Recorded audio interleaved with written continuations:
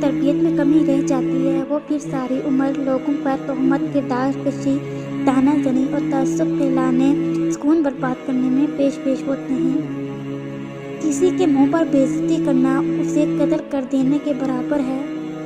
اکیلے ہونے کی سب سے اچھی بات یہ ہے کہ جب آپ پریشان ہوں، آپ اداس ہوں، آپ کو سننے والا صرف آپ کا خدا ہوتا ہے۔ کسی کو اتنا مجبور نہیں کرنا چاہیے کہ وہ اپنی خاموشیاں توڑ کر لفظوں سے تمہاری دھجیاں اڑا دے۔ دنیا کا ہر تعلق ایک غلامی ہے۔ آپ جتنا زیادہ تنہا ہیں اتنے ہی زیادہ آزاد ہیں۔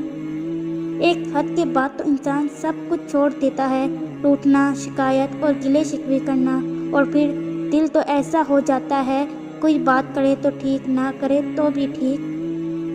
کچھ رشتے اللہ تعالیٰ خود ختم کروا دیتا ہے تاکہ ہماری زندگی خراب نہ ہو۔ بے شک وہ جو کرتا ہے بہتر کرتا ہے۔ پہلی بار مجھے زندگی اس وقت مشکل لگی تھی جب میں نے جانا کہ جس بات پر مجھے رونا آ رہا ہے اس بات پر اب دوسروں کے سامنے مجھے ہمیشہ مسکراتے ہوئے رہنا ہے۔ ہر وہ شخص جو آپ کی زندگی میں قدم رکھتا ہے اس کے آنے کا کوئی نہ کوئی سبب ہوتا ہے۔ کچھ آپ کو محبت کرنا سکھا دیتے ہیں، کچھ لوگ محبت نبھانا سکھا دیتے ہیں، کچھ صبر کرنا سکھا دیتے ہیں تو کچھ خواب دکھانا، اور کچھ لوگ انہی خوابوں کو پورا کرنے کا حوصلہ دے جاتے ہیں۔ صبح جلدی صرف 4 چیزیں اٹھاتی ہیں: محبت، ماں، محنت اور مجبوریاں۔ سچ بولنے کا شوق ہے تو اپنے بارے میں بولیں، لوگوں کی زندگی عذاب مت بنائیں۔ زندگی میں جب کبھی ہمارا خود سے سامنا ہوتا ہے تو پتہ چلتا ہے کہ ہم نے بیکار خواہشوں کی خاطر اپنا دل کتنا دکھا رکھا ہے۔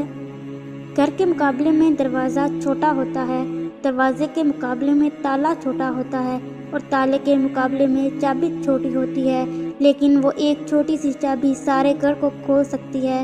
اسی طرح ایک پائیدار اور اچھی سوچ بڑے سے بڑے مسائل کو حل کر سکتی ہے۔ اور پھر میرے بابا نے کہا تھا، مضبوط بنو بیٹا، ماں باپ رحم کھا لیتے ہیں، دنیا والے نہیں۔